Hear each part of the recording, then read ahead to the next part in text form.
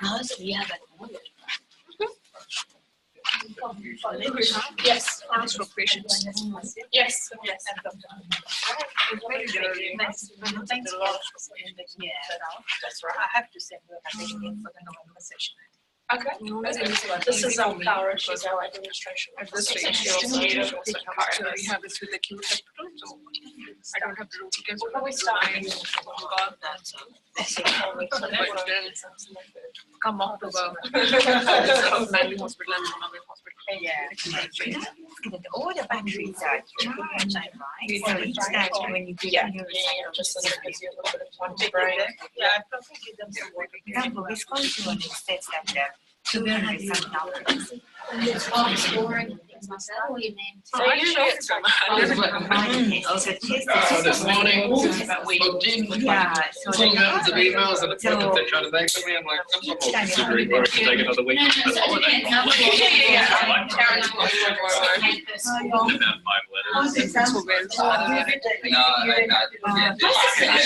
guess 2 weeks to study. One being a study week.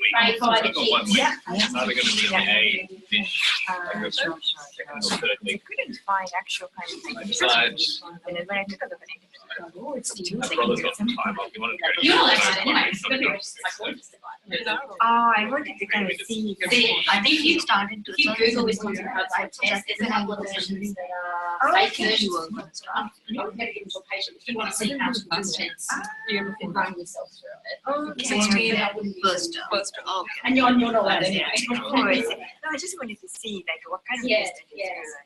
Couldn't find it. And I'll go on like the green children one is charge of the Not actually. yeah, but we like every generation has 21 patients. Okay. We don't do community link. We do the wards. So in the beginning of the year, because I asked them to put me on the rehab team as well, because in the beginning of the year I was combined Jerry's and rehab was. And Jerry's, you know how Jerry's is.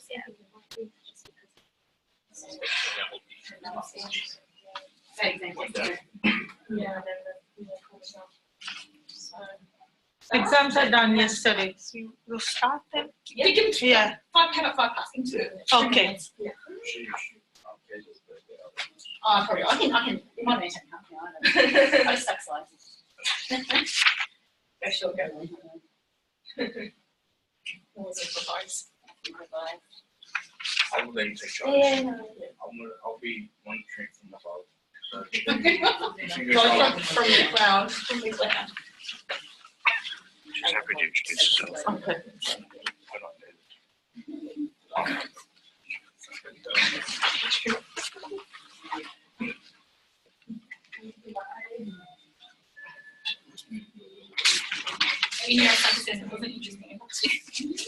I think it's very important. Yeah, we got neuropsych assessments in the clinical exam still.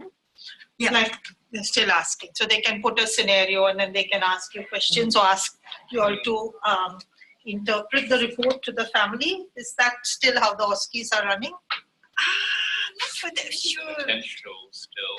Like how to go through recommendations or family care questions relating to a neuropsych Assessment to explain that to them.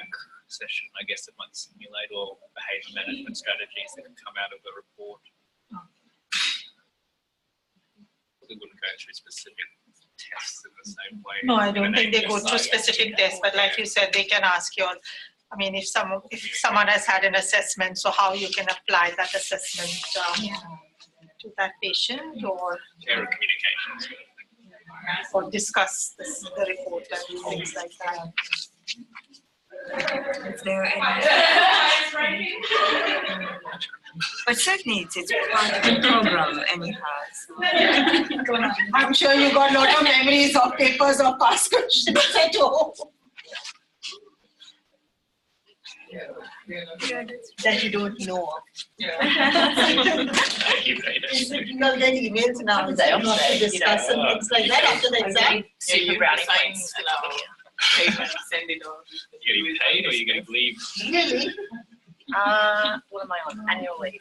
Using annual leave. Anyway, guys, I think we better start, otherwise we'll be running late. So we've got two great speakers for today, and Dr. Metcalf will start the first session. Today's topic is focused on brain injury. So she's one of the senior neuropsychologists at Liverpool and has got a wealth of experience. So I think Kasey is going to focus on brain injury, but I guess if any of you exam going especially have any questions you want to ask, and if we have time, I think maybe we can Here's some questions. Yeah. But yeah, feel free to interrupt as we go, because it's probably easier whenever the slide's up to talk about it than save your questions to the end. So just feel free to interrupt. So I've worked at Liverpool Brain Injury Unit for the last 13 years as a neuropsych at the Brain Injury Unit there, a couple of years at Ride Rehab before that, and I'm in private practice a couple of days a week as well. So my experience is predominantly brain injury.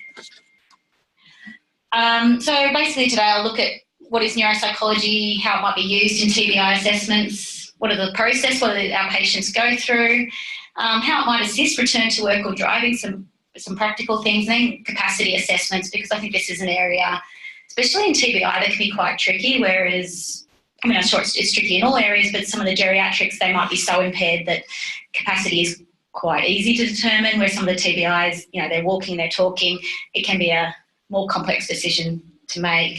Can I just ask, has everyone ever sat through a neuropsych assessment with us from the neuropsychs to sit in? I really highly recommend going to whoever neuropsych happens to be there and asking them and nag them a little bit to go sit in, because I think it's important just to see what the patients go through. I mean, obviously don't sit there for the whole 4 hours, but, you know, at least get a feeling of what people go through. So this is all stuff that I'm pretty sure you're all aware of, but I thought I'd put it up just to remind everybody. So acquired brain injury could be anything, damage to the brain, TBI, hypoxia, brain tumours, etc. And TBI is really the result of some external force being applied to the brain. So car accidents, falls, assaults, work injuries, sports injuries. Liverpool Brain Injury Unit typically takes traumatic brain injuries, but they also take acquired brain injuries if they kind of have rehabilitation goals and things like that. Just quickly over diagnosis of a TBI, often you hear specialists and things talk about, oh, that person only had a moderate injury, and they might actually mean someone who's had, you know, 2 weeks PTA, for example, because that's the spectrum of what they see, but they're not the actual diagnostic terms. And so it's very careful, especially when you're reading reports, to make sure you know where people have got their diagnoses from and what they're basing it on. Neuropsychs will typically base it on CIRA guidelines, and they're available on the web, and there's a link at the end of the references. And this is pretty much what the CTP scheme, lifetime care schemes that you might hear about, base their diagnosis on. So less than 24 hours, the GCS of 13 to 15 is considered a mild injury, GCS 9 to 12 moderate, 1 to 7 days is severe, 1 to 4 weeks very severe, and greater than 4 weeks extremely severe. But you might see someone, you know, with that 30 days PTA that people are walking around calling, oh, they're not so bad, they're moderate, they're walking and talking, as opposed to what some people might consider extremely severe when they're wheelchair bound and have problems with swallowing. So it's important to work out where the diagnosis is coming from and who's using it. It's also very important in terms of brain injury, because greater than 7 days PTA is also a part of the lifetime care scheme. So if people are going to get compensation for their thing and get their care and needs paid for, they need to be greater than that 7 days. So it's quite an important cut-off to remember. In different hospitals, you might be aware as you've been going around, is there's measured either using the Westmead PTA scale, which is probably the most common. It's used in all hospitals other than Liverpool Hospital across Australia. Whereas Liverpool's using the modified Oxford, and it's more of a traditional thing that some of the researchers were the neuropsychs back in the day, and they came up with this version. The difference is slight. There's things like the Westmead PTA scale, you need to get 3 days in a row of 12 out of 12, whereas the modified Oxford, after 30 days PTA, they only need 1 12 out of 12 to clear PTA. So there's an important difference there. And the abbreviated Westmead PTA scale was sort of brought in to look at mild TBI, so to get people out of hospital quickly so they didn't need to stay in hospital for the 3 to 4 days to clear PTA. They could clear it in emergency rooms, and it's done in the first 24 hours. Again, different hospitals have different policies. Some just run it, and once they get the 18, they're out and they can leave out of hospital. Others say they've then gone on to do a scan and they found something on scan, they'll move to the Westmead PTA scale, so it depends on the hospital you're working on.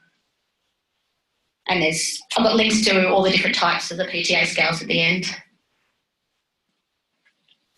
So recovery can be affected by various things. I think severity of injury, as defined by PTA, is the strongest predictor of recovery. It trumps everything else, and the longer the PTA, the worse the outcome. Areas of brain impacted can also matter. So if you have somebody who has left-sided injuries and have problems with their speech, that can be more problematic for someone who wants, for example, wants to return to work as a lawyer versus somebody who had a right-sided injury where they might not need those skills quite as much, but if they were a bricklayer, that might be a bigger problem. So issues and complications during recovery, so problems, slow weaning and those sort of things, and pre-morbid factors. So a person's age, the older the person's age is, the less recovery you're going to get. Higher education predicts better recovery. Psychosocial history, so people who have good stable homes, not drug and alcohol backgrounds, not mental illness backgrounds, are better likely to recover. Other injuries can make an impact, and how much they engage in a rehab program. So just basically, what we study is changes in thinking and behaviour, and can be from obviously a wide range of things, with me pretty much doing TBI. And what I think is really important is to know who can actually call themselves a neuropsychologist, and that can be an issue with hospitals when you're looking for someone to actually do the test. Some hospitals don't have neuropsychologists, they might only have access to 4-year trained psychologists. So if you're actually after someone who's a clinical neuropsychologist, like everywhere else, we're regulated by APRA, and the term psychologist is protected by law. This is also important in terms of tests. So if you guys think, I'll just go out and buy an IQ test and things like that, you're going to get stopped at some point if you're not actually a psychologist. And the term clinical neuropsychologist is also protected by law and can be only used by someone who has an endorsement in neuropsychology, which consists of at least a 6-year accredited degree program and 2 additional years of supervision and practice as a registrar. So what that sort of looks like is a 4-year undergrad degree and then 2 years where they do a master's program, which is pretty much like an intern, do placements and things like that. Some go on, like I did, to do PhDs and combined programs like that as well, but you don't need to have done that to be a clinical neuropsychologist. And it is important, just depending on where you're working, that there are psychologists who can conduct psychometric testing and have substantial experience. So sometimes it's worth asking, if you don't actually have a neuropsych available to you to make referrals to, that there are some psychologists who actually do have the skills. It's just a matter of finding out what their skills are and how often they've been doing this sort of testing. So our job is not just to administer a test. It's not that hard to administer a test. But really the tricky part of it is we've got to plan it for the individual, choose which tests we may use, what might be relevant in that circumstance, decode the findings, and then have a look at the pattern of performance. Does it match TBI? Does it match a right MCA stroke? Is that consistent with the type of dementia? And so we use standardised scores. It's not just guessing, it's looking at it against the population.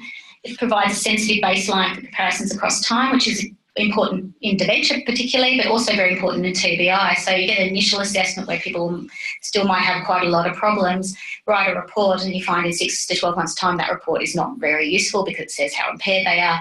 Getting a repeat after that and seeing where they've improved, how they're improved, and those sort of things are quite important.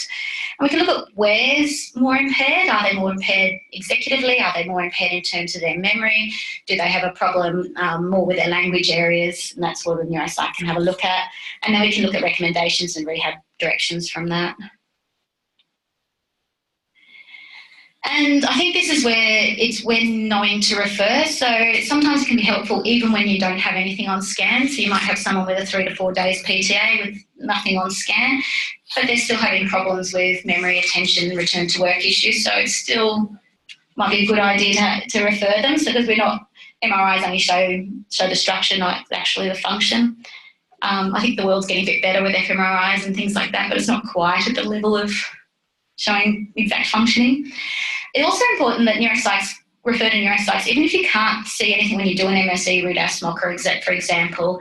You might get 30 out of 30 on your mocker, but you have a person who's complaining about problems, they've got a high-level job to return to, and 30 out of 30 is a pretty easy benchmark to obtain. So that's sort of doing more careful interviewing and seeing where they're having problems themselves rather than just relying on the screening measures. Most of our interpretation is sort of based on a bell curve model, which does make patients angry sometimes when you call them average. About 50% of people are average. That's 1 in 2 people who are going to walk through the door are going to be average. So people, when they read the reports, might come to you and going, oh, this person's called me average, I'm not average. But most people are 1 in 4 above average, 1 in 4 below average, and we've got to take those things into account. So when we get somebody who may have had learning problems at school, may have been in special classes for reading, repeated a year, and we've decided that we think they're best at a low average level, we want to be comparing the results to a low average person and not comparing them to somebody who's high average to look at where they have impairments or not.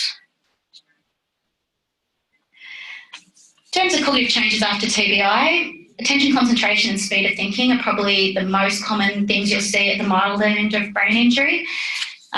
People can't hold their attention as well, their mind wanders off, they're thinking slow, they're slower to process information, fill out forms, follow conversations. And as the severity gets more, you might get more problems with the problem solving, disorganisation, the memory and learning might be affected, have larger attention concerns, and then the other ones in this sort of grey colour, they tend to occur when the injury is more severe, problems with movement, reading, writing, visual processing and things like that. So like I just said, we kind of cover in our interview, we do a very in-depth interview when the person comes in. It takes, I don't know, if you're doing a full assessment, somewhere between 30 minutes to an hour. Trying to have a look at their pre-morbid ability. What sort of job did they have before? What will they go back to? Psychosocial history. You know, what sort of family they come from, what sort of schooling they got, because 12 years schooling these days doesn't mean the same thing. If you've got a HSC student who's gone on to get an ATAR, for example, you might have a good idea that they've done reasonable school-based subjects, but there's so many now who are going on to year 12 because of compulsory schooling, who are doing life skills subjects, who aren't doing subjects. They might be doing hospitality at TAFE and those sort of things, and it's important to know they just don't have 12 years education, but the type and quality of education they might have, what sort of families they've come from. Cultural and linguistic background is particularly important, especially for neuropsych. These tests have been normed on predominantly on English speaking, they're predominantly American based, people who've had reasonable educations who can sit the test, and when you go outside that you have to make a lot of assumptions. Some tests have norms that will have Spanish speaking norms, for example, but others don't, and you really have to make a judgment on what tests are useful in that circumstance. So you might get someone who's like a 56-year-old Greek woman who came out here when she was quite young, had only had 6 years education at school, has barely spoken English since she's got here. That sort of thing are a test where you're giving her a bunch of blocks to put together a reasonable thing to do. So those sort of things we have to think about. Prior medical history, pain. So if you're sitting in a chair for 4 hours doing testing, you might want to think about their pain levels. Current medications might interfere with their cognitive functioning. Alcohol, drug use particularly. Long histories of alcohol use are going to impact neuropsych testing. Motivation, which I'll get onto later with effort testing. Mood. Very, very depressed people sitting for that length of time, you probably want to wait till their mood's a bit more stabilised, and just general psychometric issues with tests. Like I said, extensive interview, 4 to 6 hours of testing for TBI. If it's a dementia patient, this won't be 4 to 6. I'm just focusing on TBI people. Often do collateral interviews with family members. It might be the employer. Might be other people in the treating team, particularly if they're inpatients. It might be speaking to the speeches and the physios. How are they noticing the cognitive impairments coming out when they're doing their therapies? And I think important to know their reports are pretty long. and therefore take time to write. So if you send someone to see us on a Friday morning, you're not going to have the report by Friday afternoon unless it's probably a Jerry's assessment. So just a bit of patience. Does anyone have any questions so far? Or no?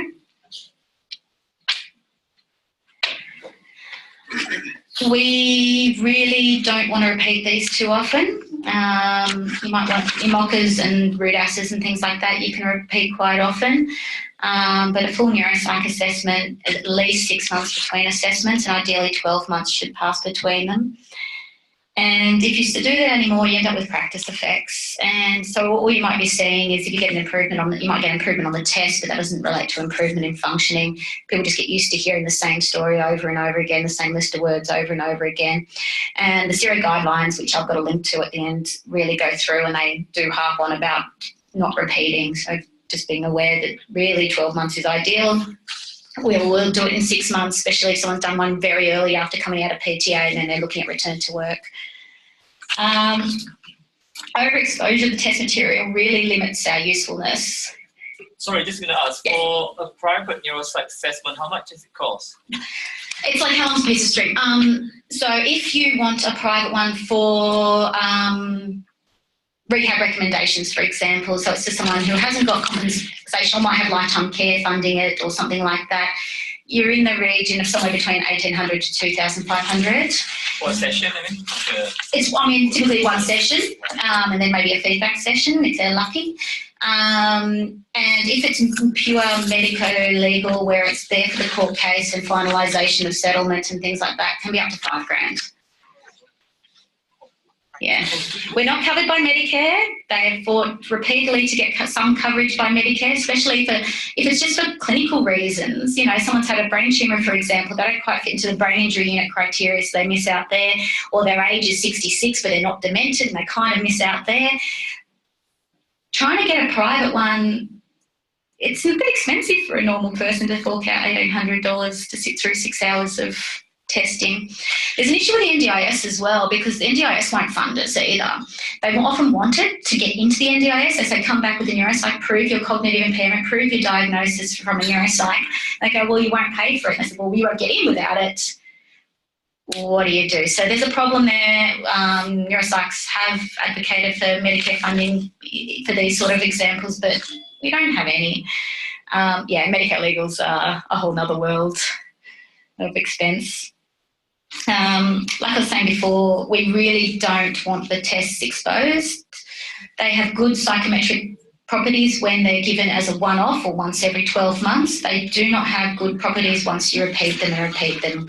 For example, if once you know how to solve a puzzle, you're likely to remember how to solve it last time. We want it to be novel. We want it to be so it's not, they're not doing practice. And my worry is something like with the Trump situation where they revealed it was the mocker that they gave Trump and he got 30 out of 30, and now everybody can go and Google the mocker, turn up with their GPs. I haven't got a memory problem, look, prove it, I got to the same as Trump.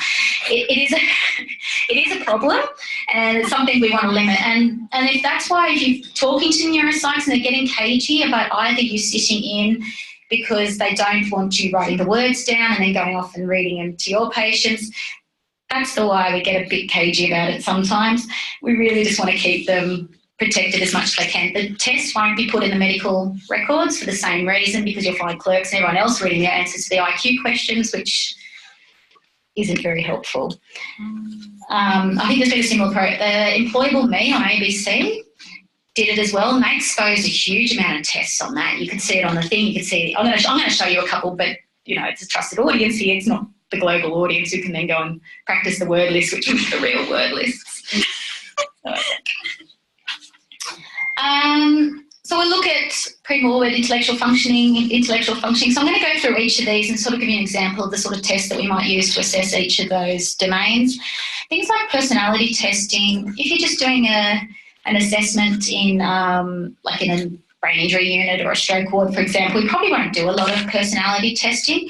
If you go to a medico-legal, however, this is when you get into the 6 to 8 hours of testing that might be done over a couple of days. They'll often do something like the MMPI or the PAI. Neuropsychs won't often use it to diagnose personality disorders, for example, but they're using it because they've got malingering and symptom validity measures inside them. So you really want to prove you are trying if you're on a medico-legal, or prove that the person is not trying, and so they add those in. So pre-morbid functioning. How we measure this is typically by interview, so looking at education, occupational attainments, and doing using standardised reading measures. So reading is like what we call a hold test. It doesn't usually get impacted by brain injury, and so it's a list of irregular words. They get harder as they go along, and the more you can read those words, the more likely you are to be highly intelligent because you've been exposed to those words. It's a rough measure.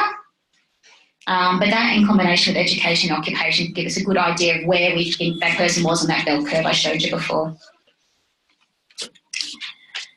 So intellectual functionings, we typically use the Wechsler Adult Intelligence Scale. It's up to number 4 at the moment. It includes measures of verbal comprehension, perceptual reasoning, working memory, speed of thinking. For example, question might be, in what way are a flower and a fish alike? Any guesses? Start with F. So start with F is we go, well, lots of words start with F, but what way are those two particular things They're alike? They're both alike, yeah. So a 0-point answer would be they both have F, a 2-point answer would be they're both alike. It's going badly. And you do a lot of these questions, they get harder as they go along. You stop when they get too hard, they do too many failures, get a couple of wrong in a row, you stop. Visual reasoning might be something like this. Which 3 pieces go together to make the puzzle on top? Someone? 2, 1, 2. No. 5. So you need 3 of them. Oh, so 3 of these go together. Oh, okay. What is this? Anyone? Someone? Someone risk it. 136. Thank you. Everyone can see it now? 136? Yep. Yeah. But I'm doing this a little bit to give you a feeling of what the poor people go through too. Like, it is confronting when you put on the spot and you have to answer to someone sitting across the table. Attentional abilities. So, first of all, you want to look at their IQ, you want to see where they're at, and then you want to see how their attention is working. Can they hold information in mind? Can they manipulate information in mind? So things like digit span forwards is something we do to measure basic attentional capacity, like can they follow a conversation, for example. So it's just repeating numbers 2, 9, 7, 6, and get progressively longer until they fail. And working memory, can they hold the information, manipulate it, do something with it? So digit spans backwards, for example, is good. So 7, 9, 2, 8, do that backwards, and they get progressively longer as well. Mental arithmetic is another one, which is good, but is getting, less useful in the younger populations who don't know their times tables for learning anymore. But anyone, 30 plus, is probably all right on mental arithmetic. And we can do it both auditory, which is what I've been talking about with the digit span, and visually as well. And that might be really important for someone who, an engineer, builders, construction workers, things like that. You want to see if their visual working memory is going okay as well. So I'll give you an example. Show me a couple of symbols like that. Take them away. And then say, from left to right, which 2 symbols did I show you before? Okay. Okay, and they again get longer and longer. You start with 1 or 2 symbols, get up to a bigger amount of symbols. Speed of thinking. So speed of thinking is one of the things that really slow down after brain injury. People take longer to process information, longer to think things through, longer to make decisions. And I think that's important when we get to capacity later, is that people may be able to make a decision, but they take longer, and you've got to give them that opportunity as well. Again, you've got psychomotor speed, so written ones where you use your hands. We've got oral ones, so some people who've got hemiplegia problems might be able to do oral ones. How fast you can read is important for people going back to uni and things like that. And speed of visual scanning, and Trails A is probably one you've heard of most of. So something simple might be just, when I say go, draw a line through each red or yellow square. They've got to see how many they can do. Got a couple of pages in 2 minutes, and then we compare that to the general population. How well do they do? Memory, I think most of you probably aware, there's things like list learning. We read a list of words, repeat it again. By the time they got to 5, they've had enough, but that's okay. Give a bit of a delay, ask them again, give a longer delay, ask them again. So it's learning. Does repetition work with this person? Does prompting work? We might give them recognition at the end. Did I show you this word or that word, for example? Visual ones, I'll give you an example of a visual one. We'll give them a card, show them where some pictures are, take it away, and we give them 6 cards which look pretty similar to the 3, the right ones, 3 wrong ones, and tell them to put back on the chart there and see how well they do. There's the ray figure, which is the one that most of you would have seen, and there's an example of a very disorganised person with visuospatial problems. And that's the thing, some of the tests, it's not just this test measures visuospatial, this test measures planning and organisation. It measures a lots of things. So sometimes it's very hard just to say, okay, well, what would you do, for visuospatial functioning? Oh, I'll give this. Oh, but is it that or is it planning? So that's what the neuropsych can do, is pull all those different factors together and see how it works. And it might be over a number of tests. We might show, on this one they could build blocks, but on that one, because it was measured with time, they can't do, and we realise it's a time issue rather than a visuospatial issue and things like that. So executive functioning, so it's looking at regulation behaviour, emotions, how to self-manage and self-monitor one's performance, and we do it again with paper and pencil tests. Planning, organisation, mental flexibility, problem solving. So there's the trails, which you've probably seen. And lots of tests measure executive functioning, but they also measure many other things that you have to exclude. A lot of them include speed components, hand movement components and things like that, which we've got to take account of. So Tower of London, have a look at this one. How many moves do you think from here to here?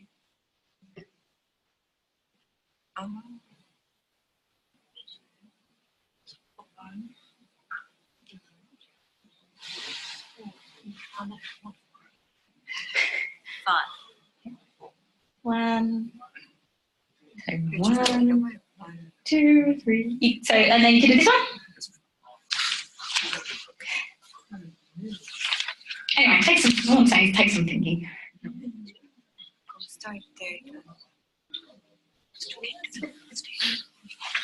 It's in the handout, so you can have a look later. Stroop, most of you might have seen stroop, so verbal inhibition, something that is the problem with people with TBI.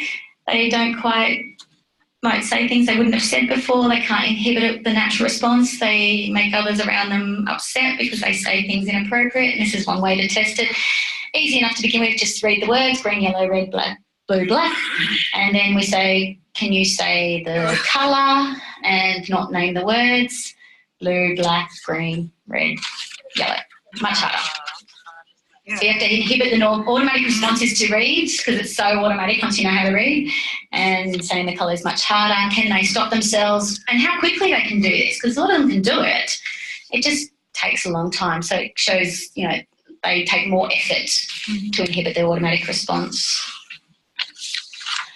One thing I harp on about, which some neuropsychs don't, is I think assessment of effort.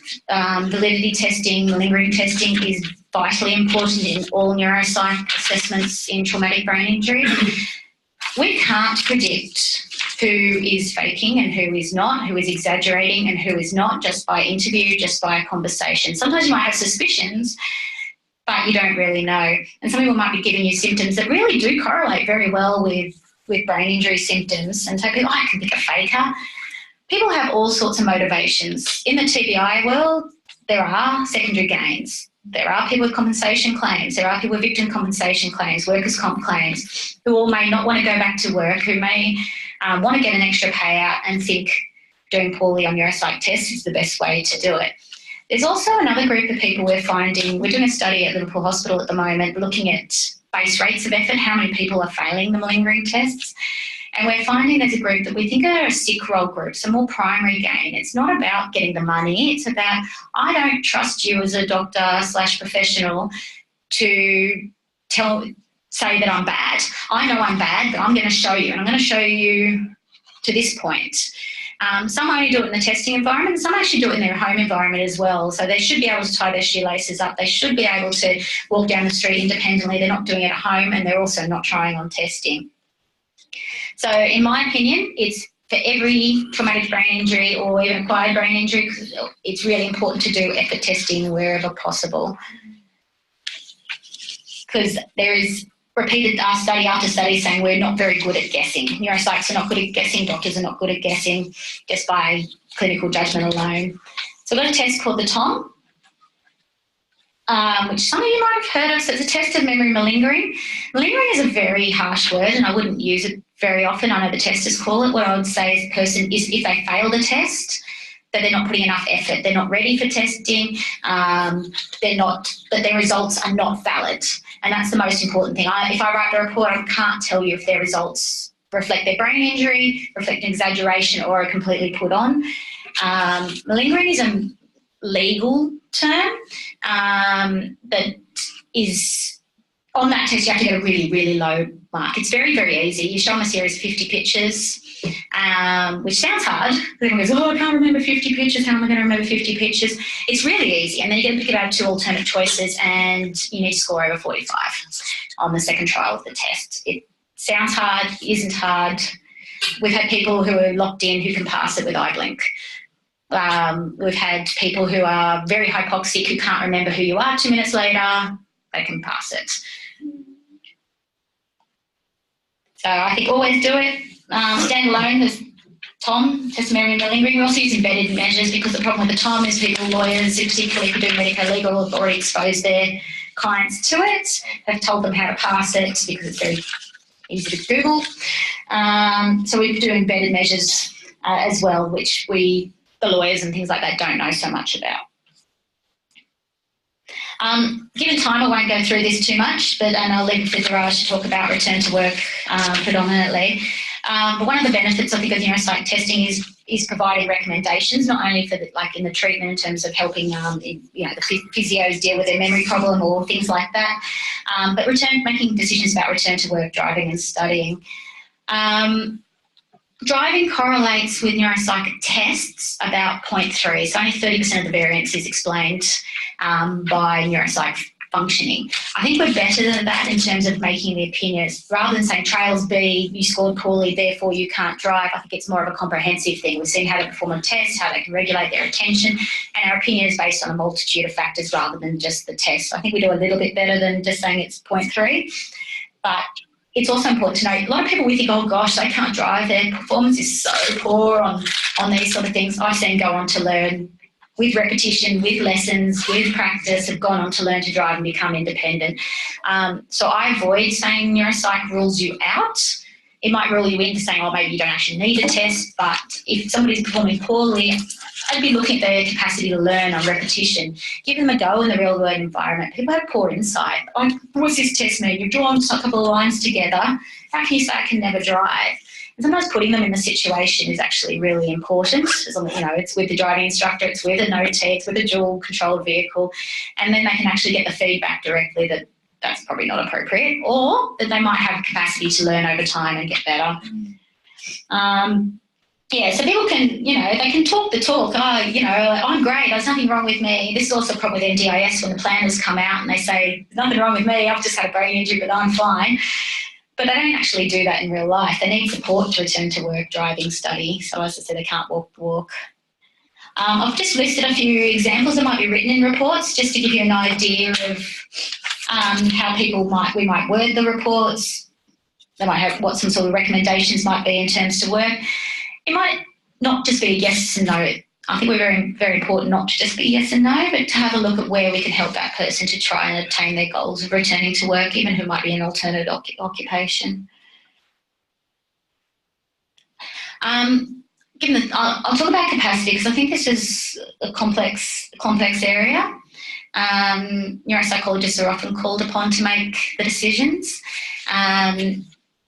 Particularly, I know it happens mostly with guardianship in terms of elderly people in dementia, but it does come up a lot with brain injury, particularly financial affairs. You find somebody who's in hospital and you're not sure if they're finances are getting abused by family members, for example, or if they can make that decision that they used to have a big business and they're planning on selling it while they're still an inpatient, can they make those decisions? And I think it's really important at those points with those quite complex questions to get the neuropsychs involved. It is a legal construct. It's presumed until proven otherwise, and we all have to presume that everybody is competent and have legal capacity until you prove otherwise. The world has moved away from a best interest model and more into a person's rights to make bad decisions and how to support them to make better decisions. But the idea of best interests, I'm making this for them on their behalf, is going out of the vernacular, and it's more about trying to support them to make the decision even if it might not be the correct decision. So medical have different focuses. Legal's focuses on their binding legal arrangement, like signing a document, understanding the document at the time that it is signed. So if somebody wants you to sign a legal will while you're in post-PTA, you do not have capacity while you're in PTA to sign a document, to fill in your will, to change your financial arrangements while you're in PTA. You don't have capacity. After you're out of PTA, that's when the question gets more complicated.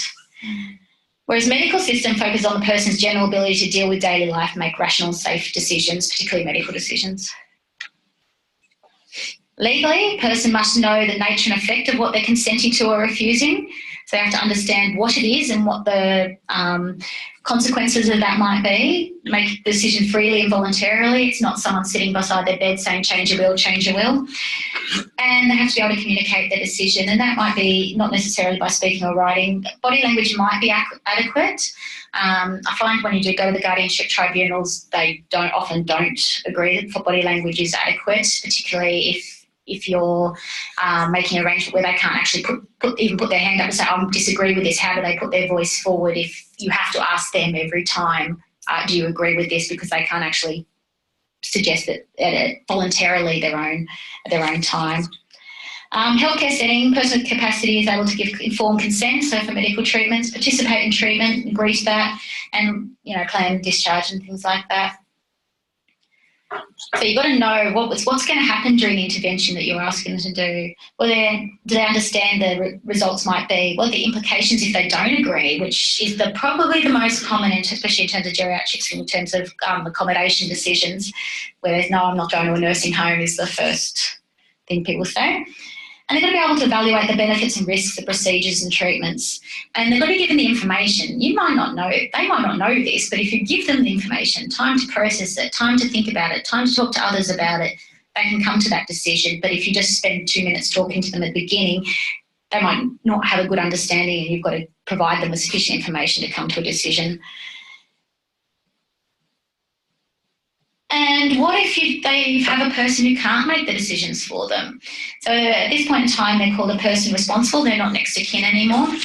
And so it's a legal name for a person with legal authority who can make substitute medical decisions to consent or refuse to medical treatment. It often is the next of kin, but the term now is person responsible. And the person is required to have regard of the views of the patient, but they're not bound to follow them. So they might, if you are deemed to be the person responsible, they might ask the patient their opinion, go through it, but they're not bound by the patient because they've been determined the person responsible. So NCAT is where we go now to, if we want to put a guardianship application in. So it determines applications for appointment of substitute decision makers for adults with a decision-making disability. So if they can't come to agreement with the person responsible and the treating team, for example, and we're worried, the team is worried about the family members in terms of financial decisions, for example, the social worker might recommend going to guardianship. So there's two different things. There's the guardian, if you can't make decisions regarding where you live, what care you receive, what medical treatment given to you, services in your home, things like that, medical treatment. Financial manager is a separate tribunal and it's unable to make financial decisions. The Guardianship Board also looks at existing tribunal orders, consents to medical and dental treatment, like emergencies where you can't get hold of anyone else and it's a major thing. Things like sterilisation has to go through the guardianship, whether anyone's agreeing or not agreeing, and even if they think people have capacity, if it's the person responsible. And they look at enduring guardianship and enduring powers of attorney, and that's something also important to bring up. A lot of people have enduring guardianship and enduring powers of attorney already there. And I said, here's my piece of paper, I'm the enduring person, but has it actually been documented that this person no longer has capacity, so this comes into effect, and the tribunal can actually look at those. Is this a valid thing to go ahead with, that this person now has their power of attorney? Guardianship orders are time limited and can be anywhere from months to 3 years depending on the circumstances, and they're all automatically reviewed, and I've talked about what they can be for before. And they can involve coercive orders where a person can be returned or removed forcibly by police. Technically, if you say the person can't live alone unless they have services, then they refuse services, they can get the police to come in and break down the door. It doesn't happen, but that's the idea of it. I mean, I had a patient at Liverpool who had a coercive order placed upon them, which meant they had a security guard outside their door because they were absconding risk, and every time they left the hospital they were homeless. They were taking their diabetic medication, they'd come back in a coma repeatedly, so they got a coercive order on him. The security guard was too large, couldn't chase him. He ended up on a train and died. So coercive orders don't always work either, but that's the idea. So just thinking about and this is my point, is when you're thinking about these things and putting these orders in with people, what are you actually going to get out of it? Is this coercive order going to help or hinder? Are there other ways around it? Can we support the person in other ways to get to the decision and get to the place that we need to be, rather than place a coercive order, which may or may not work? If you're going to go to guardianship, you need evidence for disability. You need the disability to be shown to negatively affect the individual in a decision-making ability to make the decision. There is a need. So the person may have a disability, can't make a decision, but there's no need because they're not complaining about the current course of treatment or where they're going to go. They're quite agreeable with their person responsible that they'll be discharged here or the help they need. So they might not need it, even if they can't make a decision. And least restrictive options need to have been explored. Whereas financial management, you don't actually need a disability. And given the Banking Royal Commission at the moment, this is quite a pertinent point where you're hearing about all sorts of normal people getting their money and life savings taken from them from reputable places. You don't actually need to be disabled to go to get a financial management order. It just means the person is not capable of managing those affairs, but doesn't give a reason for what it has to be. And there is and again, you need a need.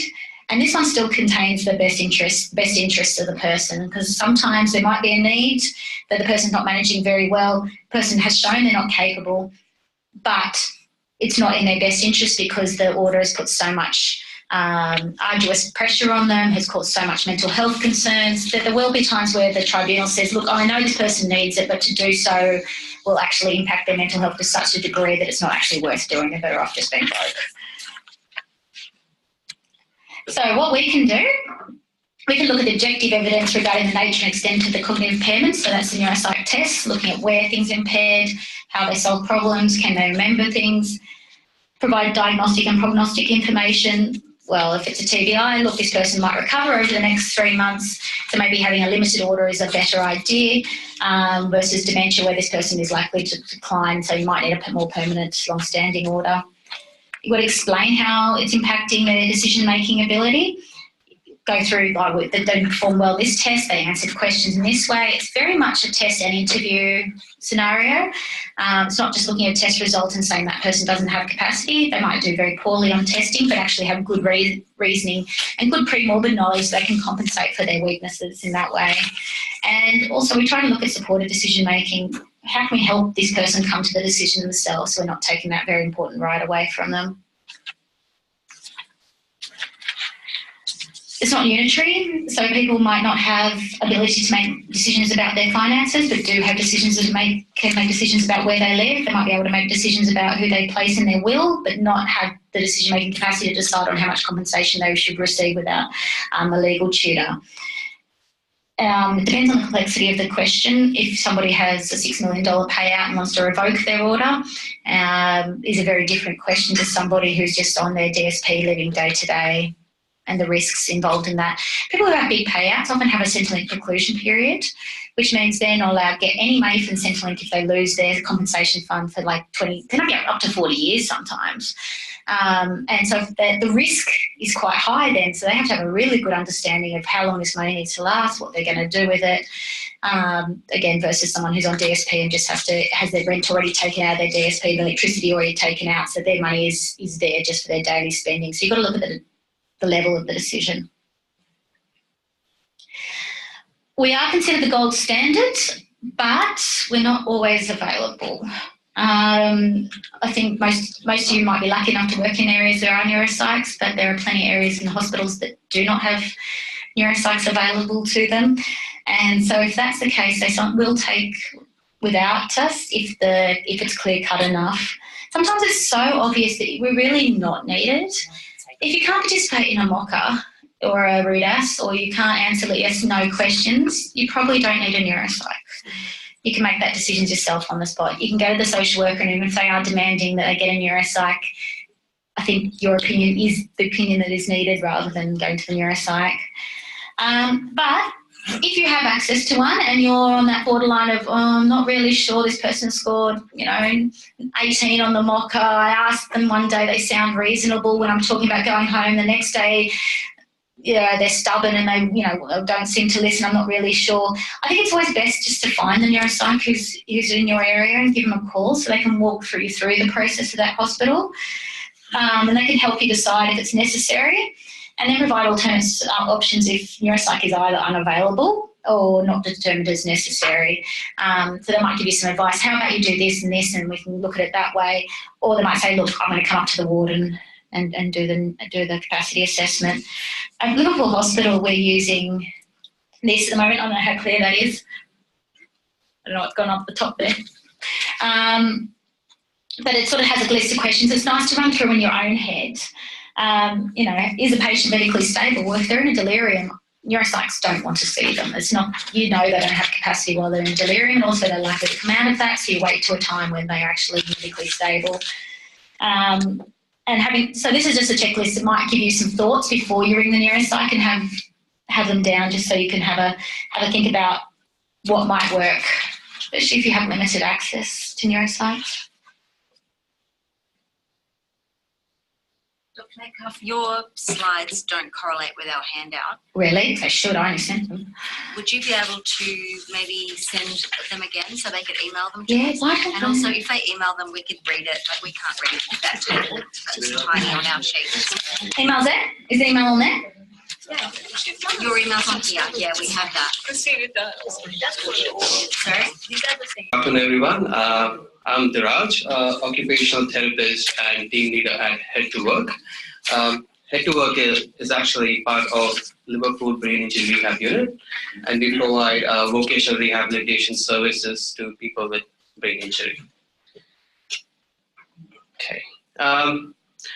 I'll start with giving a context in regards to vocational rehabilitation in Australia and how we actually help clients to achieve their outcomes. So in NSW, core rehabilitation for people with brain injury is provided by BIRBS, or Brain Injury Rehabilitation Program, which includes 12 adult units as well as 3 pediatric units. So the adult units, so we actually an adult brain injury rehab unit.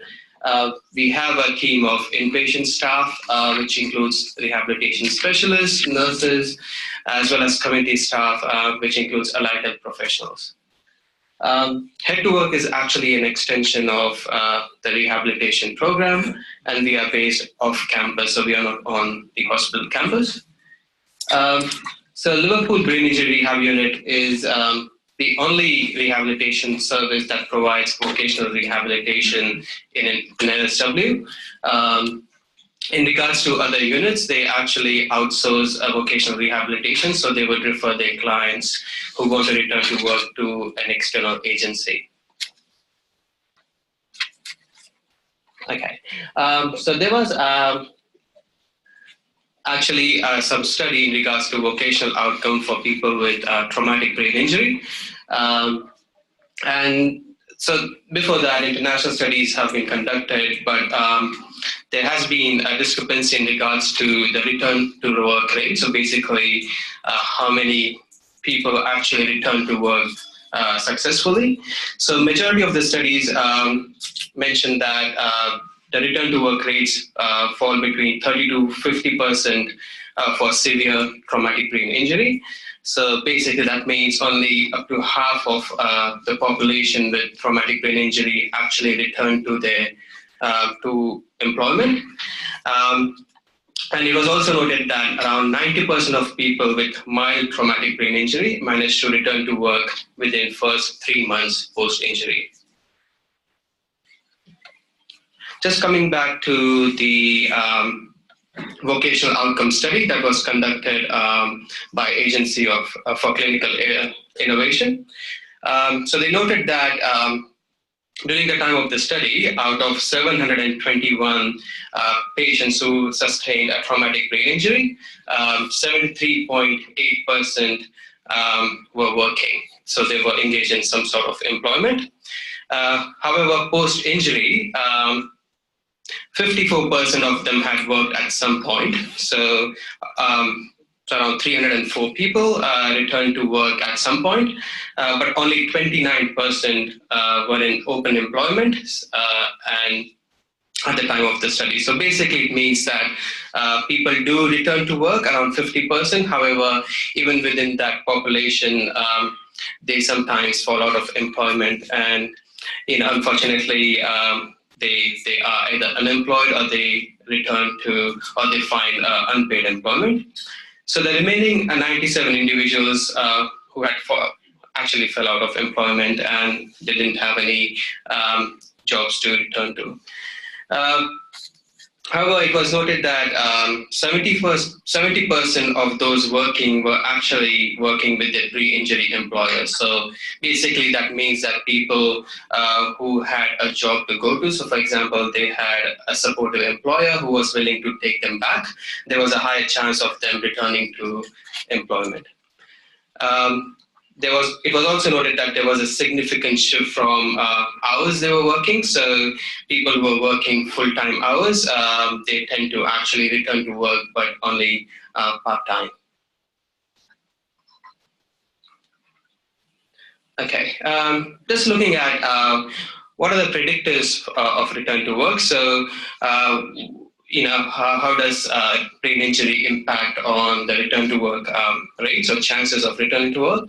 So it was found that people who return to work had a higher chance if they had a less severe brain injury, so which is kind of obvious. So people, so we actually look at the PTA as well, so post-traumatic amnesia rates, and then look at what are the chances of them returning to work. People with complex psychosocial issues, so for example, substance abuse, mood disturbance, and challenging behavior had less chance of returning to employment. It actually can extend to other social issues like difficulty with finding accommodation, or relationship breakdown, and other social factors. It was also noted that people who actually had a supportive employer who was willing to take them back and offer them employment had higher chances of returning to work.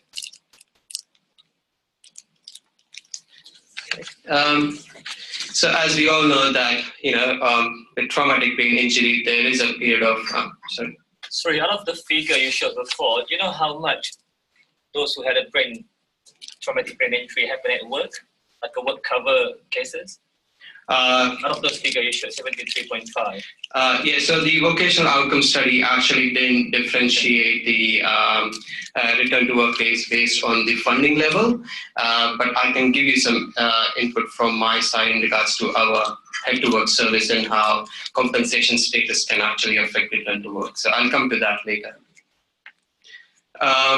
Yeah, so in regards to time to return to work, so with the vocational outcome study, there was a significant difference in time taken to return to work by pathway. So when we say pathway, there are mainly two pathways. So return to work to a previous employer.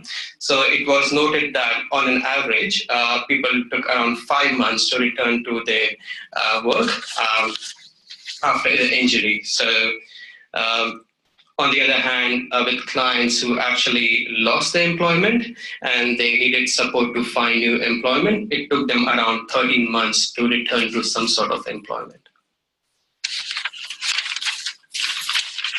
Okay. So now coming to Head to Work service. So we, as I said, we are part of Liverpool Brain Injury Rehabilitation Unit, which provides specialized rehabilitation service for clients with moderate to severe brain injury. Our target clients are clients with acquired brain injury, including not just traumatic brain injury, but also hypoxic injuries and brain tumors. We have an inpatient unit, which has 16 beds, and it is managed by a team of staff specialists, nurses, and allied health professionals, as mentioned before. We also have a community team, which includes case managers, occupational therapists, physiotherapists, speech, neuropsychologists. So Kasey, I work with Kasey at Liverpool. Clinical psychologists, rehabilitation psychologists. We also have residential services, which is managed by occupational therapists and residential care workers, and it basically includes helping clients transition into the community by gaining their skills. We also have a spasticity management service, and then we have Head to Work, which is a vocational rehabilitation service. Okay, so Head to Work, as I said, is a unique service because we are the only service funded by NSW Health to provide vocational rehabilitation service to clients with brain injury. It was established in 1997. As you can see, we are based in an industrial setting to actually provide clients with a simulated work environment, which is a real work environment rather than an office. We provide pre-vocational programs, so that includes helping clients regain skills, which they can use at workplace eventually. We also assist with job seeking, so if clients have lost their employment, we also provide support in regards to finding new employment. And we also offer return to work programs, which is also called occupational rehab or vocational rehab. So helping clients return to their pre-injury duties. And we also provide driving assessments and driving remediation. So for clients who have, whose licenses are suspended after they had a brain injury, we help them with returning to driving through driving assessments and also through driving remediation. And as we all know, most of the jobs does need a driving license or ability to drive. So that's why driving is included in Head to Work program. Okay, so Head to Work, our people. So we are basically a small team of occupational therapists. We have a rehabilitation counselor position, which helps in job seeking and also helping clients once they get a job. And we also have a vocational instructor who supervises clients when they are engaging in pre-vocational activities. And then a driver-trained occupational therapist who is trained to do driving assessments. So driving assessments would include off-road, so basically a computerized test, but also taking clients on roads, so they actually go with them in the vehicle and observe them driving and then assess their skills to drive. So we see clients between the age group of 16 to 65 years. Most of our clients have severe traumatic brain injury, but as I said, we also see clients with other conditions. We see clients under non-compensable schemes, so that is basically through the hospital system, so it is free of cost to those clients. But we also see clients who are compensable under work cover, which is workplace injuries, motor vehicular accidents, so lifetime care, CTP, and now NDIS.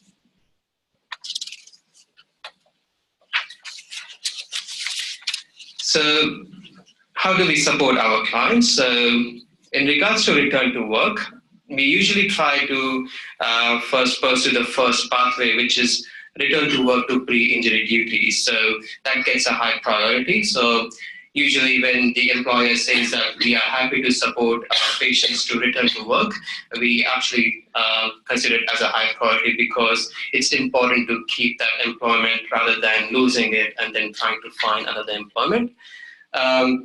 Also because clients or patients have worked in those jobs for a long time, they still retain a lot of knowledge, and also they would return to their pre-injury environment, which is helpful for their rehabilitation as well. The other pathway we follow is alternate employment. So for example, if the clients lose their jobs, we would offer vocational assessment. So we do some counseling. We look at what are their interests, what are their skills, their training and education history.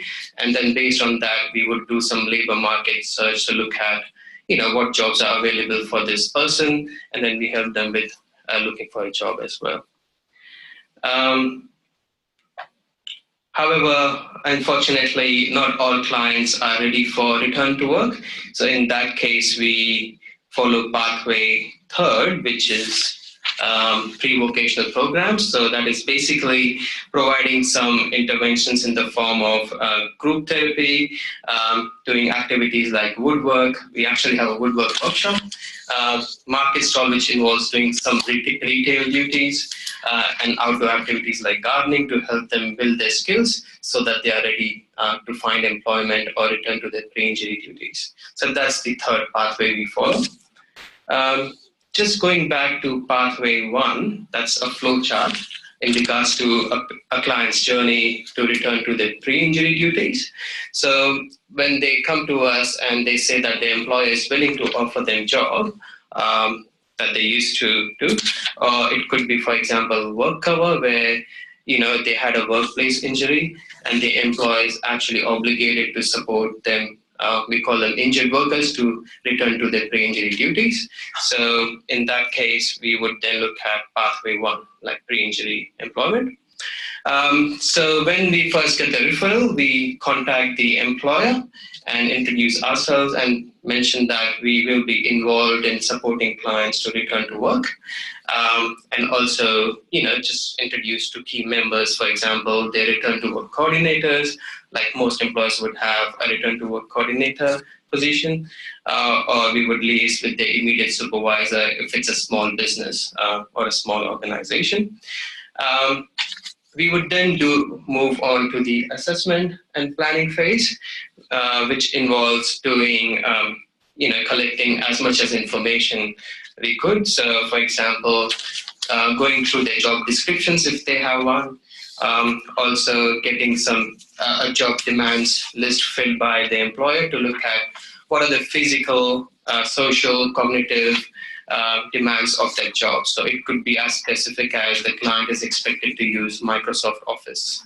So we actually make a list of job demands that we are trying to achieve, in regards to return to work. We also do functional capacity evaluation. So some of you might have heard of that. So functional capacity evaluation is usually done by occupational therapists. So it involves doing a series of physical, cognitive, as well as hand function tests to look at whether the clients can actually perform duties to return to work. So physical activities would include, even getting them to lift weights or carry weights to look at how much is the capacity to carry weights. So for example, if we have a client who works at Woolworths and he's expected to lift up to 20 kilos, then obviously that's the job requirement. So you would actually observe them do those tasks in a safe manner and also look at what's their capacity to do that task. Or it could be a watchmaker who needs fine motor skills or fine motor coordination to return to their job. So we would do a series of hand function tests to look at the capacity to do it. And then based on that, we would plan our interventions or even plan the return to work program. We also do workplace assessments. So we go to clients' workplace to look at their environment, to assess their environment. So, for example, look at lighting and are there any trip hazards, or the social environment as well. Are the colleagues supportive towards the client's return to work? Or, for example, if it is an IT professional, so looking at their workstations, assessing their workstations in regards to heights, in regards to lighting and things like that, to get a better idea of where do they return to after their brain injury. So based on the findings from our assessment and workplace assessment, we then propose a return to work program or a return to work plan to the employer. So usually we offer a graded return to work program, which means we gradually add hours and duties to their jobs rather than sending them back to full-time duties, including complex tasks. So we try to grade them so that a client gets used to the routine as well as gets used to doing the activities. So once the client reaches their goal of pre-injury return to work, we would still keep their files open for 4 weeks, just in case if there's any issues that come up, and then we close them. So, so the focus is not just return to work, but also if they can keep the job. I think that's important because people do return to work, but then they fall out of employment because they are not able to do the job, or the employers don't understand what's happening with the clients, or sometimes they just can't cope without support. So the focus is not just return to work, but also sustaining that employment. So that's the first pathway. Do people have any questions regarding the first one? The second pathway is finding new employment. So, for example, if clients have lost their jobs, we still go through the assessment phase. So the rehabilitation counselor in this scenario would do an assessment to look at their skills, what are their strengths, what can they offer to new employer. So, for example, we have a client who has been working in retail industry for a long time. He's very much aware of retail industry, so we could use that as a strength, or as those set of skills, so that we can sell those skills to retail shops rather than looking at customer service, for example. We also look at what jobs are available in the market. So, for example, if someone has expressed that they would like to return to work as a painter, so we look at how many jobs are actually advertised on Seek that require those skills. What is the average pay for those jobs, and also whether there are small or big businesses in the area that we can approach for job seeking. The rehab counselor will also provide help in regards to looking at their resumes, also updating their resumes, because some of the clients who have been out of workforce for even like 12 months, they would assist them to actually update their resumes. They also help them with interview skills. So for clients who experience anxiety or who have low confidence because they have been out of workforce for a long time, then we would provide them support in regards to skills training for interview skills. And also, once they get a job, we would help them by providing on-the-job support. So, for example, if client has returned to a new employment and they are not sure about how do they actually do those things, then the OT or rehab counselor can physically go to the workplace and discuss some strategies at workplace that would help them to reach their targets or KPIs as well. We also provide a lot of education and support to the employers, because employers might actually come up with concerns that, if he has a brain injury, would he even remember what he's supposed to do, for example. So we try to explain that we have a skills-based approach to look at what are the skills they can offer rather than the deficits. So that's pathway 2. I did speak about pathway 3. So again, they're usually group-based programs that we offer to clients to help them build up skills that they can transfer to new employment. With driving, the OT driving assessor would usually wait for doctor's clearance. So you guys, once you provide the clearance to do the occupational therapy assessment, then they would organize an off-road assessment, which is mainly paper-based or computer-based. And once the OT feels that the client is safe for going on-road, then they would organize a vehicle and a driving instructor to do the on-road assessment. Sometimes clients do fail the assessment. In that case, OTs would then offer a rehabilitation program, which might include even things like doing more practice lessons with the driving instructor, or it might also include some modifications in the car. So, for example, if clients have weakness on one side of the body, then they will look at some modifications so that they can use the strength in the other side, or you even use different other controls rather than just manual controls. Okay. So why do we actually provide service? Because, as we all know, brain injury can have physical, perceptual, cognitive, and behavioral impact on clients, which then impacts on their ability to return to work. So, for example, it can affect their safety. So if someone used to work as a painter is expected to climb ladders, but now they don't have balance to actually do those duties. So we would do that assessment to make sure that the clients as well as the employers are safe. Or it could also be cognition. So, we do work with clients who have been in high positions like project management, health industry as well. So we look at, we then consult with neuropsychologists as well, and then rehab specialists, and look at, whether they can actually perform those high-level duties, or are they placing others or themselves at risk. So, for example, for large businesses, it could be loss of finances. So we try to make sure that we assess those skills and look at what we can do to actually support them, or if not, unfortunately, are there any other suitable duties that we can look at instead of returning to those high level jobs. And also social issues. A brain injury does come with a lot of social issues. For example, adjustment issues, financial issues, as well as housing or accommodation. So, and that could act as a barrier for clients. So then in that case, we would then work closely with the case managers or social workers to assist them overcome those barriers and then eventually return to work. So, yeah.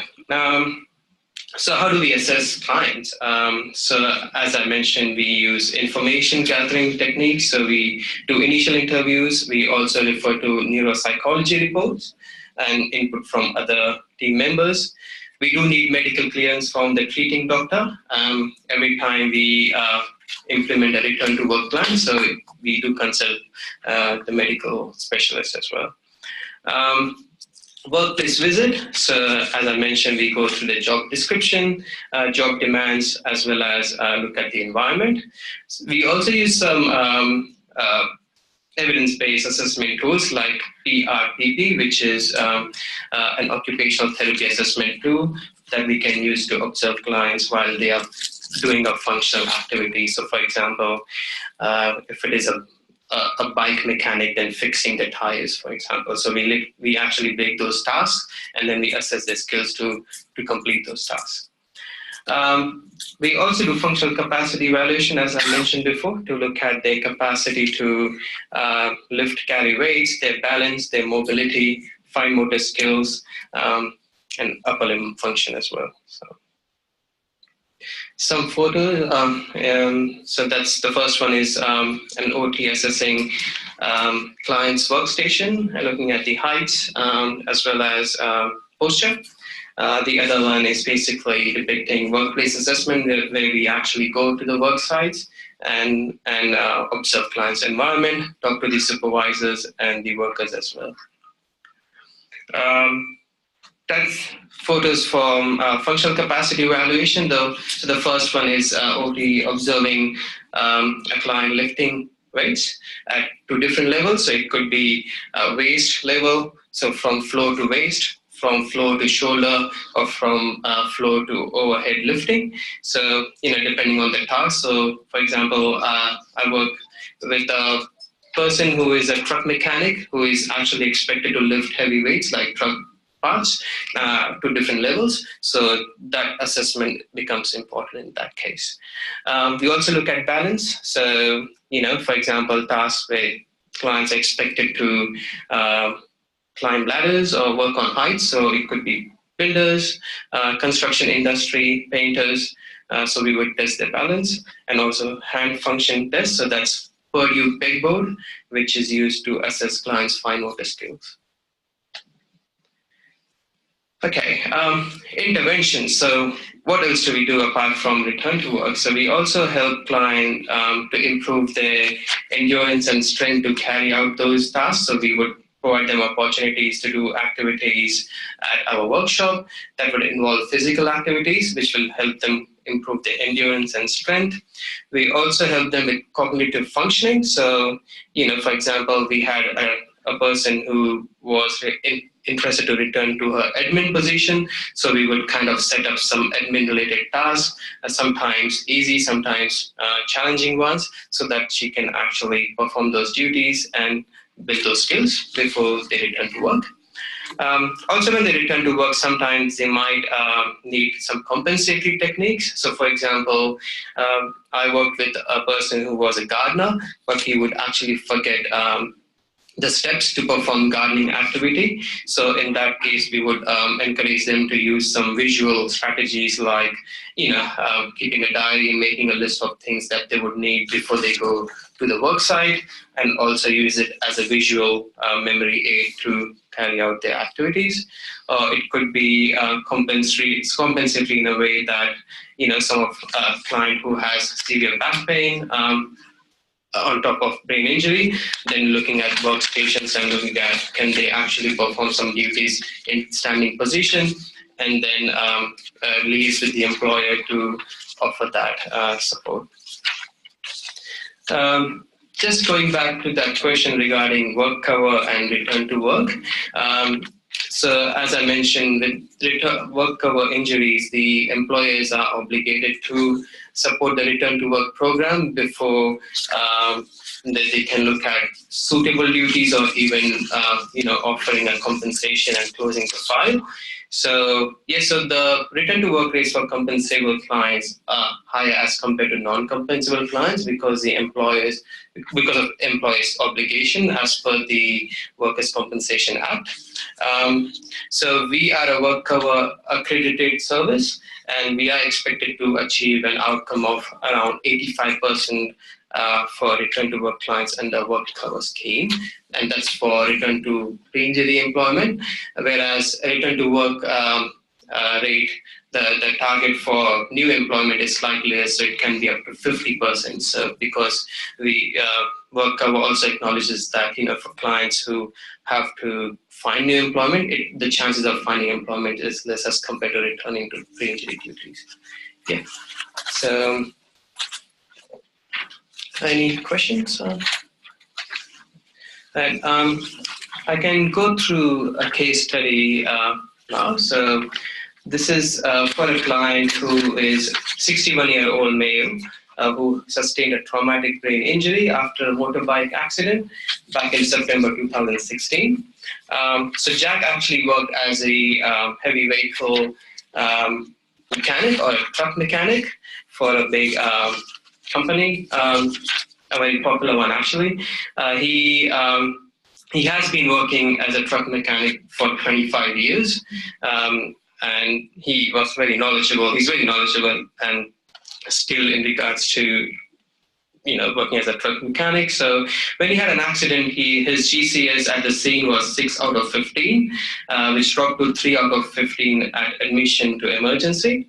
He also sustained other injuries like rib fractures, left tibial and fibular fracture. His PTA score was 22 days, which places him under very severe traumatic brain injury classification. So we are looking at return to work for someone with very severe brain injury. The program was funded by Lifetime Care Scheme as the accident happened on NSW Road. So he was eligible for Lifetime Care Scheme. So after the injury, there was a neuropsych assessment done, and so the neuropsych noted that Jack had issues with attention, so he was getting easily distracted. He needed prompting during the task. His immediate and delayed auditory memory was affected, and the neuropsych suggested that he would benefit from some visual aids and repetition of information to assist with his memory. And his executive functioning, so problem solving, planning, was also affected. So obviously very significant brain injury, and also, a matter of concern for someone who repairs heavy vehicles, because obviously it also, affects safety of someone else who is driving those vehicles if the job is not done properly. So when he was an inpatient for 2 months, he went through speech therapy, physiotherapy, and occupational therapy. And at the point of discharge, the OTs referred, inpatient occupational therapist referred him to the return to work program at Head to Work. After discharge, he was managed by a community occupational therapist to help with his functional skills, including his routine, his daily living activities. Case management services was provided by the Brain Injury Rehab Unit, and Head to Work initially provided him with pre-vocational training. So, that involved helping him use different tools, including power tools, to build his skills to use those machineries and equipment, but also building his physical capacity in terms of his physical strength and endurance. He was also referred to physiotherapy at the Brain Injury Unit for circuit class and individual sessions to build up his physical strength and endurance. Okay. So Head to Work management. So initial assessment basically involved looking at his goals. Jack was very clear that he wanted to return to work as a heavy vehicle mechanic, and he had already spoken to his supervisor, who was supportive of the goal. We provided some pre-vocational training, did the functional capacity evaluation. We particularly looked at his balance, fine motor skills, squatting, kneeling activities, and lifting, carrying, because it was very relevant to his job. We also went to his workplace, went through his job description, and also looked at the requirements to do the job. And then we liaised with the employers as well. So although the supervisor was very supportive, human resources then was involved as well, and we had to do a lot of education and negotiation with the employers to help them return to work. So just looking at the return to work program. So his workplace were very reluctant to have him back because they said that because the job was a high risk job, and they had visited Jack when he was in the hospital and when he was actually going through inpatient treatment and therapy. So their idea of brain injury was, would he be even able to walk, let alone return to his work? And they also had queries around, would it be safe for him to return to work because he's working, on heavy vehicles, he's lifting vehicles using different machinery. What if there's an incident, and what would happen in regards to the legislation for covering workplace injury, because he has sustained a brain injury before. So it was actually, there was a lot of negotiation there. We actually had to focus on his strengths and skills. We also had to organize a case conference meeting with the treating rehabilitation specialist, employer, as well as human resources, so supervisor as well as human resources, to actually discuss the findings from our assessment and also propose a suitable return to work plan. We did provide a lot of education around his current capacity, so that they were not stressed about the return to work program. We also offered on-the-job support, so we committed that after Jack returns to work, we would provide regular workplace visits to make sure that he's following safe work practices, but also he's able to follow instructions and carry out his duties.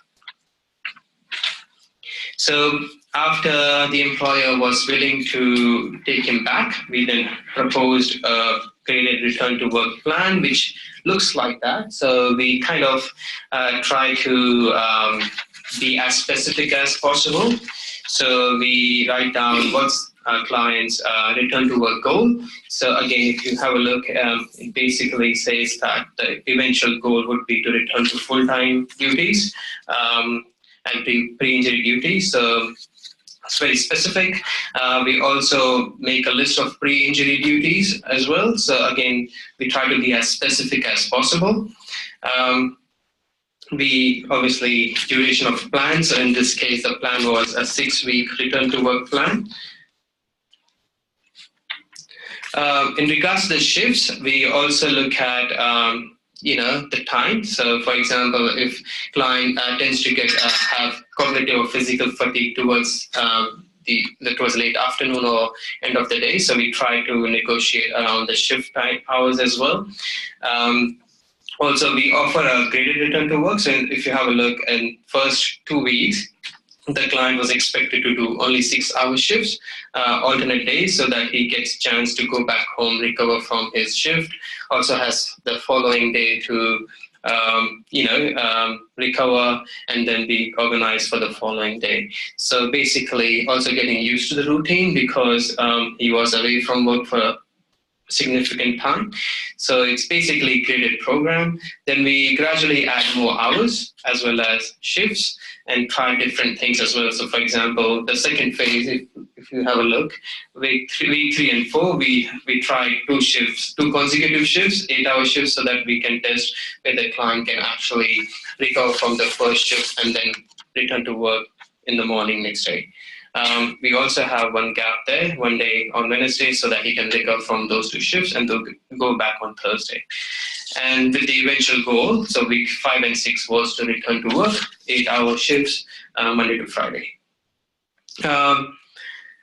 We also look at what are the considerations of medical restrictions. So, we usually try to support employers, but also educate them that the clients might need some refresher training, especially in regards to safety issues. So it could include emergency and fire safety drills, also providing clients with some manuals around working on machinery, as well as some visual diagrams.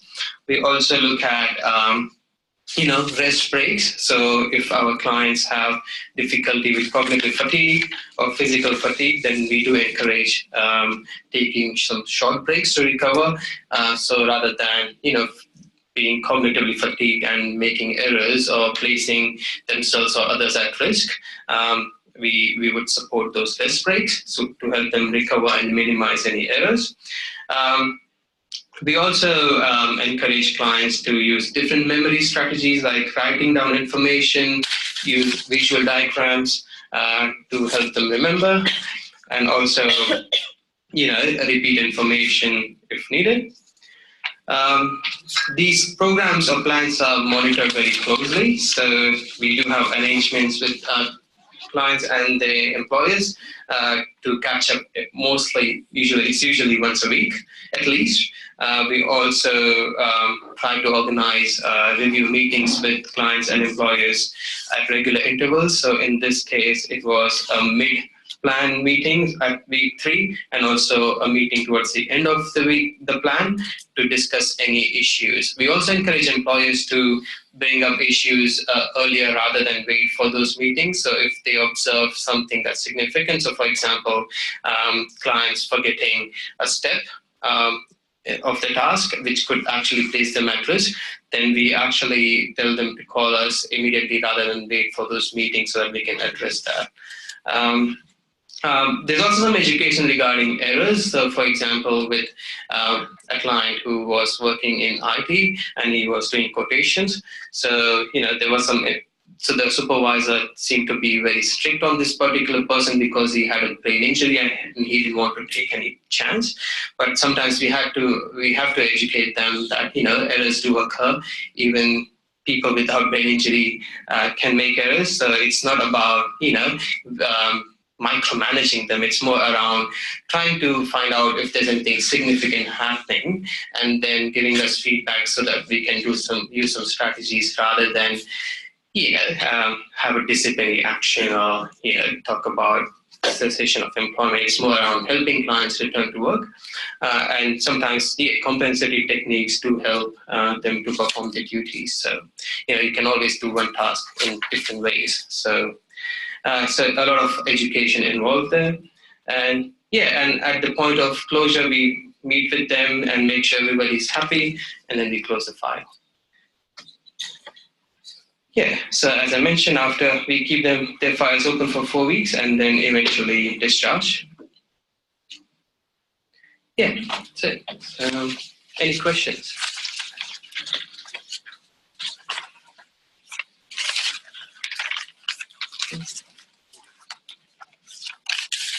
How do you go about referring appropriate patients to your service? Yeah, so with Head to Work, we only see clients who reside in Sydney Southwest and south of Sydney. Most of our referrals come from Brain Injury Rehab Unit at Liverpool Hospital. We do get referrals from GPs, sometimes community rehabilitation specialists. So for example, outpatient services in Campbelltown Hospital. We also get referrals from OT departments. So when OTs do their functional assessments, they do talk about vocational goals, and sometimes they say, we would like to see someone and get some help. So the eligibility is basically someone with an acquired brain injury. So that's our main eligibility. So it could be client with stroke or brain tumor as well, as long as they have a vocational goal and a job to return to. We usually work with them. Yeah.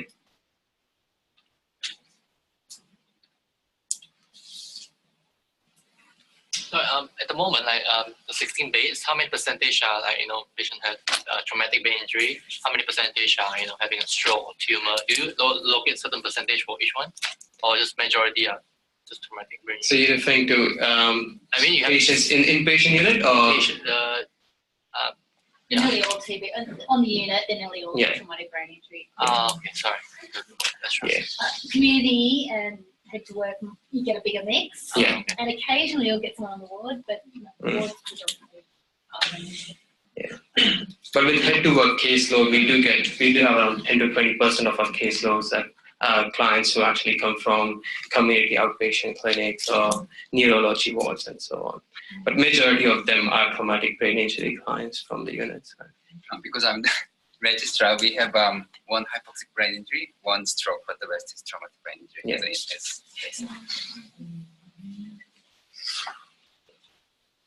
All right. That's it. Cool. Thank you. Thank you.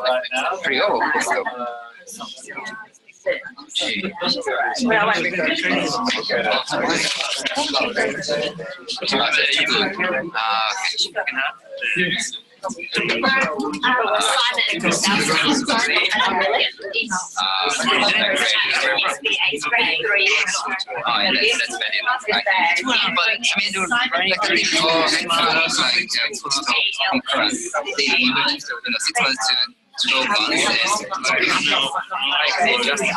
it depends on, so you get a reoccurrence for the actual that's right. I mean, that's sort of okay for that period. Like, I mean, it really depends on. yeah, that's right. If you think about it, like, some Jerry patients, I don't know, 90, like, who knows how many months left, but it's like they somehow managed to be discharged. Yeah. And I think that's how, that's what Dr. Bowering told me, because I was, why do we take this? But, if you think about it, like, as long as we provide 3 months of quality of life, in community through the, 2 weeks, and young girls of supportive family, then they can support. Anyway, I just want to check.